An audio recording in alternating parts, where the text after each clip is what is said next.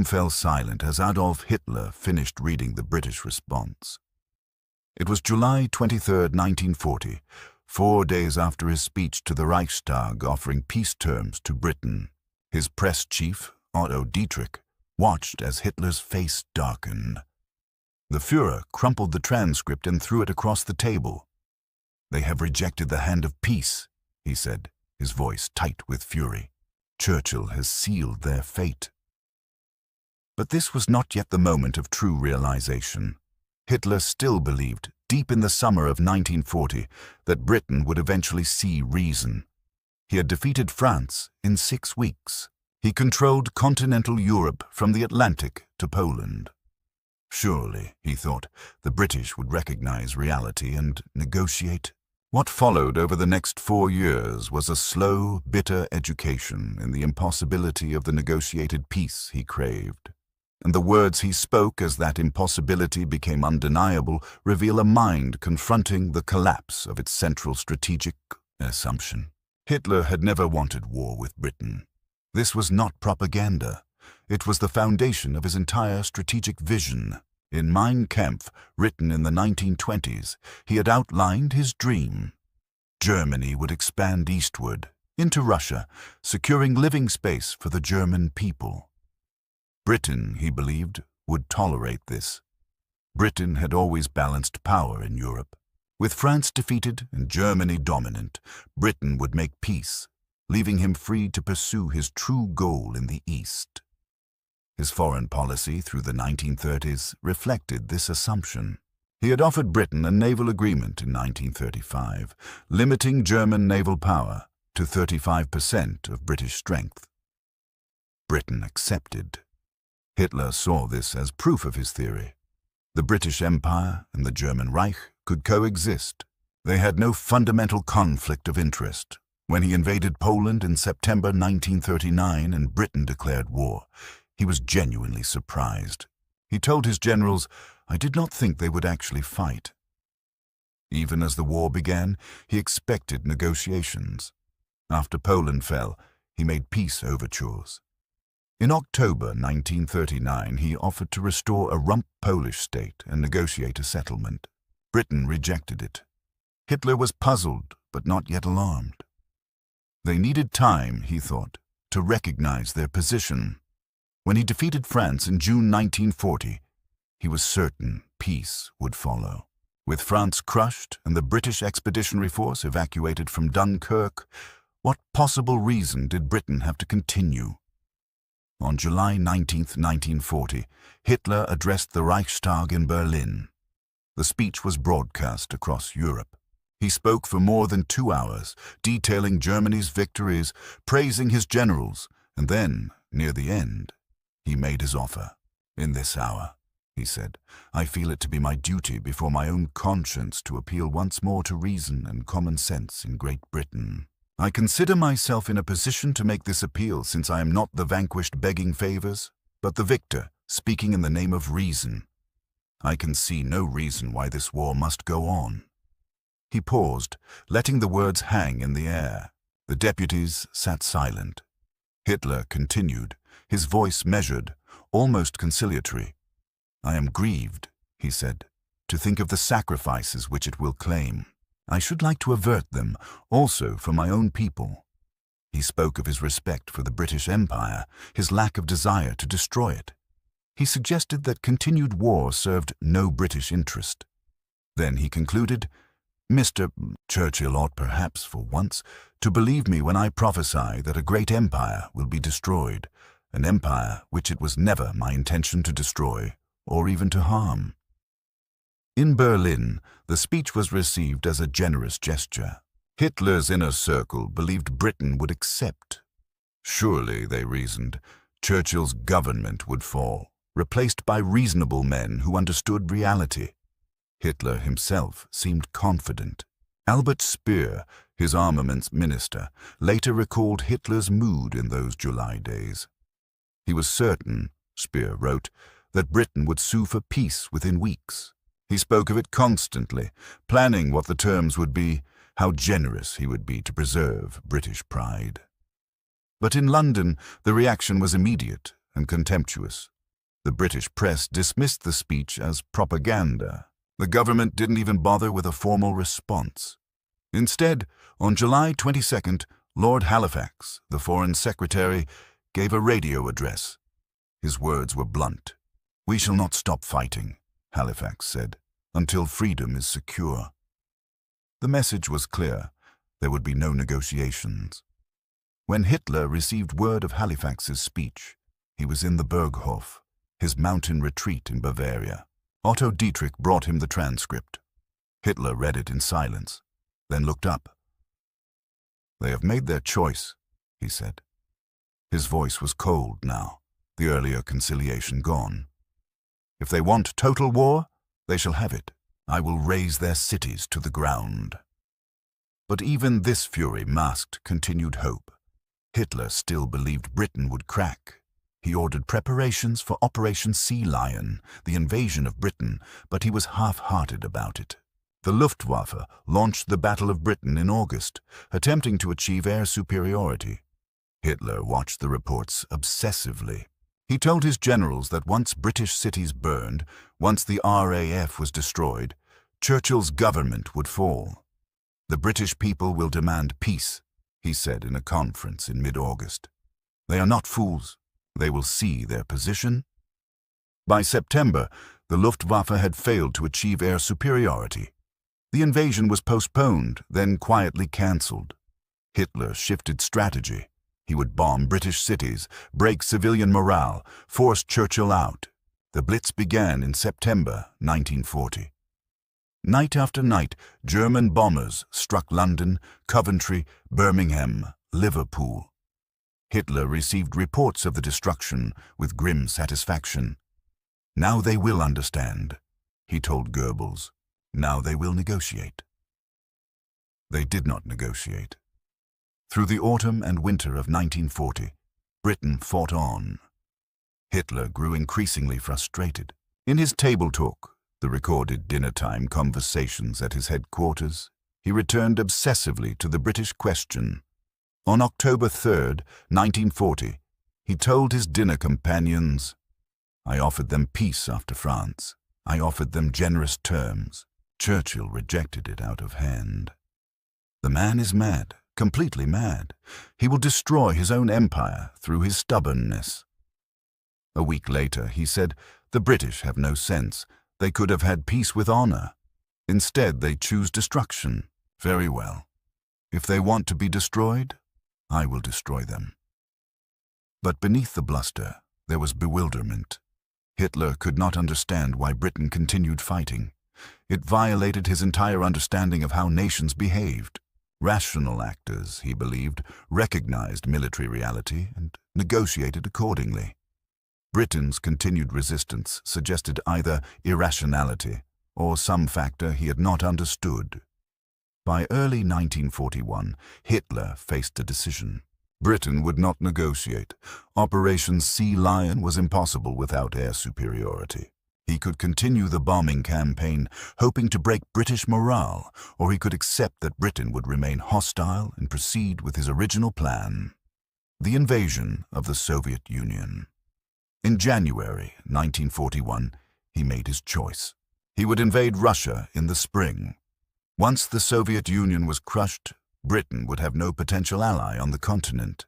Then, surely, they would make peace.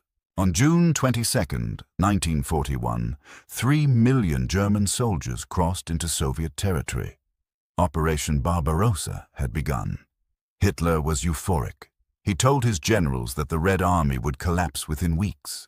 By autumn, he said, Moscow would fall, the Soviet Union would be defeated, and Britain would finally recognize reality. "When Russia is crushed," he said on June 23rd, "Britain's last hope will be gone. Then Churchill will have to negotiate." But Russia did not collapse. The Red Army retreated, but did not break. By December 1941, German forces were stalled outside Moscow, suffering in the brutal Russian winter. And then, on December 7th, Japan attacked Pearl Harbor. 4 days later, Hitler made one of the most fateful decisions of the war. He declared war on the United States. His staff was stunned. Germany had no obligation to declare war. The tripartite pact with Japan required support only if Japan was attacked, not if Japan attacked first. But Hitler was certain of his reasoning. He told his generals that war with America was inevitable anyway. Better to declare it now, on his terms. He believed the United States would focus on Japan in the Pacific.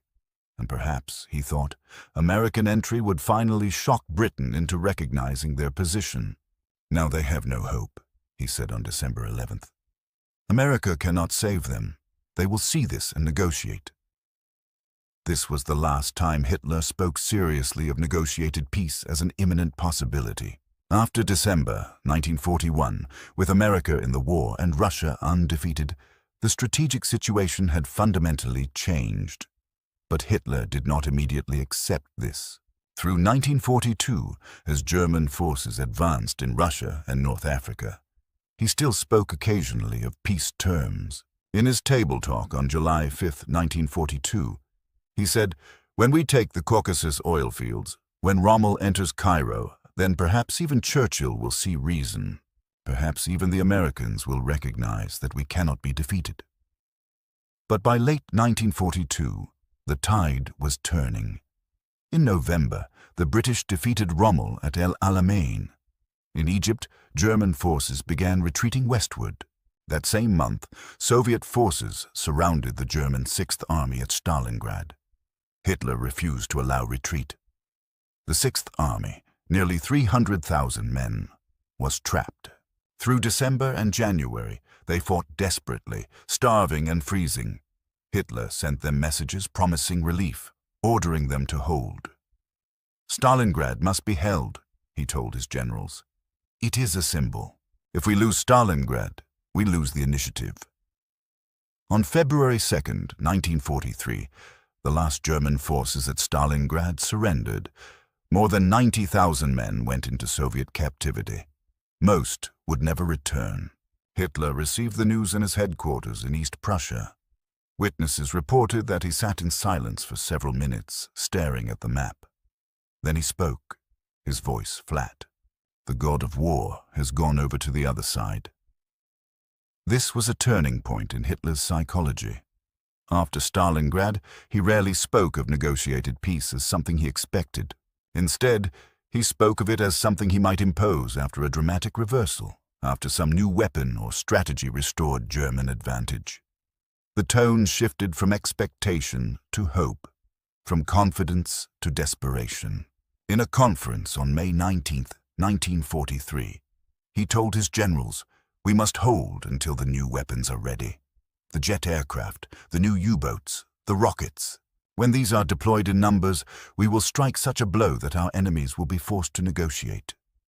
But the new weapons came too slowly and in too few numbers. The Allies landed in Sicily in July 1943. Italy surrendered in September. The Red Army pushed westward, liberating Ukraine, advancing toward Poland. In the West, the Allies prepared for the invasion of France. Hitler's strategic position deteriorated month by month. And as it deteriorated, his statements about peace changed. They became darker, more apocalyptic, less about negotiation and more about mutual destruction. In his table talk on February 27, 1944, he said, "If the German people are not strong enough to win this war, they deserve to perish. I will not beg for peace. I will not negotiate from weakness. If we cannot win, then Germany will be destroyed, and I will ensure that the entire world burns with us." This was new. This was not the Hitler of 1940, offering generous terms to Britain. This was a man who had accepted that his vision of negotiated peace was impossible, and who had decided that if he could not have his empire, no one would have anything. Albert Speer later recalled a conversation from March 1944. "I asked him," Speer wrote, "whether he would consider peace negotiations if the Allies offered terms. He looked at me with contempt. 'Peace,' he said. 'There will be no peace. They want unconditional surrender. They want to destroy Germany. Very well. We will fight until we are all dead, and we will take as many of them with us as possible. On June 6, 1944, Allied forces landed in Normandy. The Western Front was reopened. Germany now faced massive armies advancing from east and west. Hitler's last hope was that the alliance between the Western democracies and the Soviet Union would fracture. He spoke often of this in the summer and autumn of 1944. Stalin and Churchill hate each other, he told Goebbels in July. The Americans and Russians will clash. When they do, they will need Germany. Then we can negotiate. But the alliance held. In December 1944, Hitler launched his last major offensive in the West, the Battle of the Bulge. He committed his final reserves to a desperate attempt to split the Allied armies and recapture the port of Antwerp. If successful, he believed, it might force the Western Allies to negotiate. The offensive initially succeeded, catching the Americans by surprise, but within 2 weeks it stalled. By January 1945, German forces were in retreat. The offensive had failed, and Hitler's last strategic reserve was spent. After the Bulge, Hitler withdrew increasingly into the Führerbunker beneath the Reich Chancellery in Berlin. He was 55 years old, but looked 70. His hands trembled. His left arm hung useless, damaged by the bomb blast from the July 1944 assassination attempt. He walked, stooped, shuffling. His eyes were bloodshot, his face gray. He spent hours staring at maps, moving around units that no longer existed, planning counter-offensives with divisions that had been destroyed weeks earlier. In these final months, the few visitors to the bunker reported that Hitler had stopped speaking of negotiated peace as a realistic possibility. Instead, he spoke of historical examples, of leaders who had fought to the end, of Frederick the Great's miraculous reversal of fortune when Russia withdrew from the 7 Years' War. History will repeat, he told anyone who would listen. The enemy coalition will collapse. They will turn on each other. We must hold until then.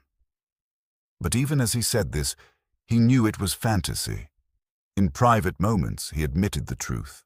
On March 19, 1945, with Soviet forces approaching Berlin and Western armies crossing the Rhine, Hitler issued the Nero Decree.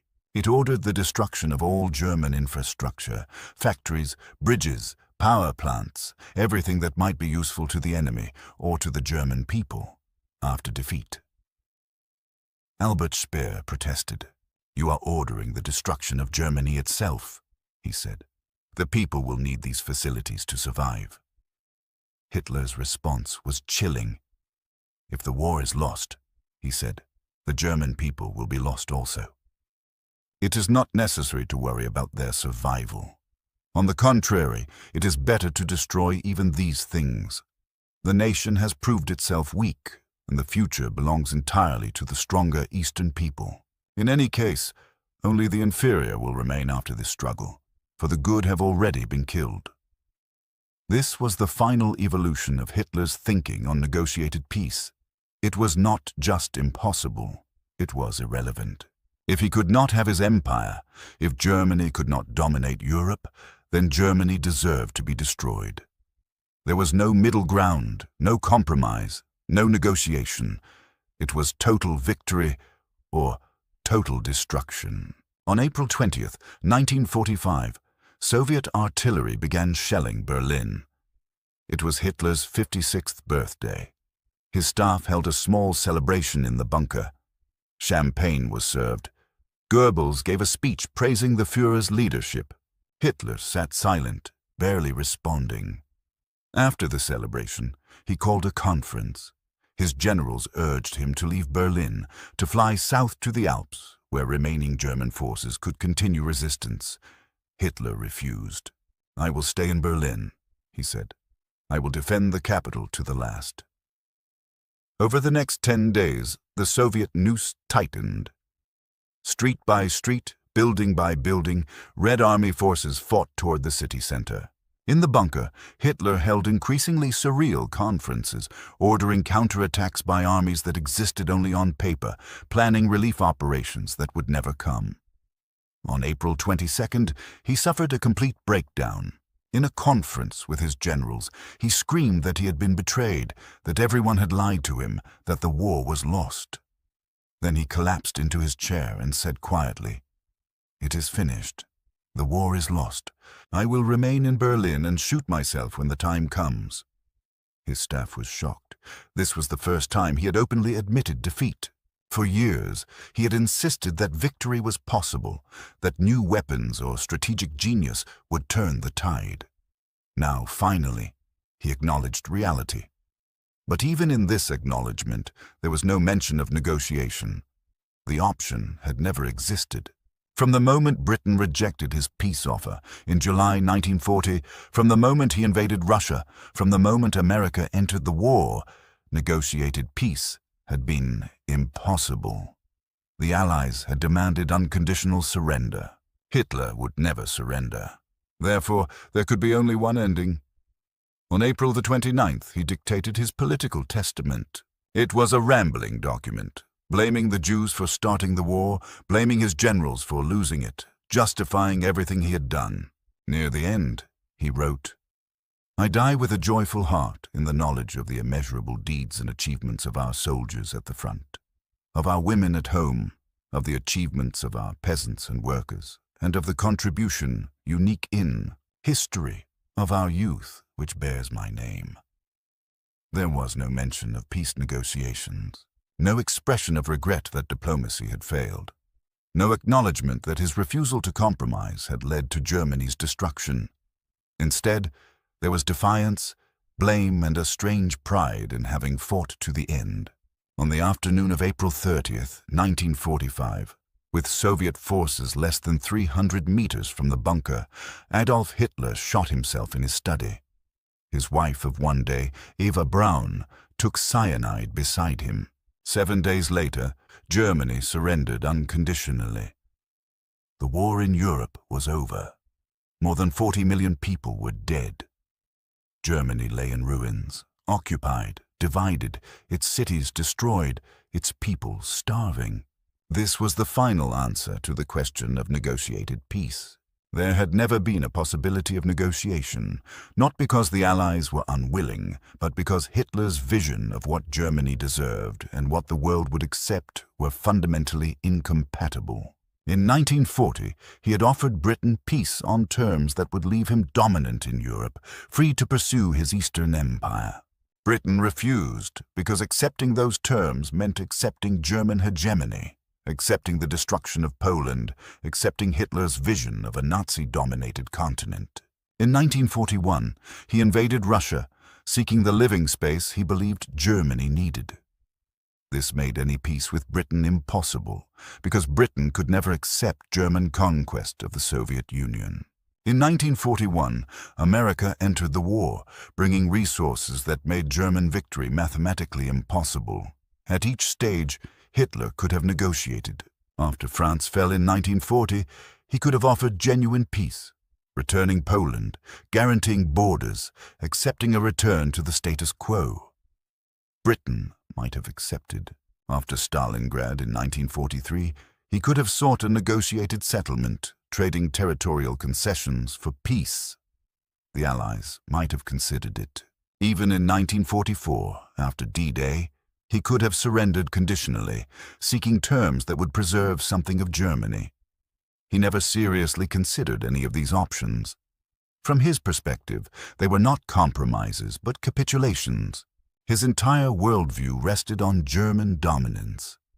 A peace that left Germany as merely one power among equals was not peace, but defeat. Therefore, when he realized that the Allies would accept nothing less than unconditional surrender, when he understood that his vision of negotiated peace was impossible, he chose destruction.